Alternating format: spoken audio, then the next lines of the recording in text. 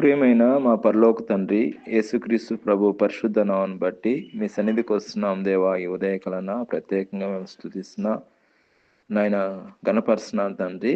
నేను ఈ క్రిస్మస్ దినాన్ని బట్టి మీకు స్తోత్రం దేవా. మా అందరి కొరకు ఈ లోకానికి వచ్చిన దేవా మీకు స్తోత్రం నాయన. పాపం చేత అపరాధం చేత సచ్చిన వారే ఉండగా మమ్మల్ని జ్ఞాపం చేస్తున్నారు ప్రభా, మీకు స్తోత్రం నాయన.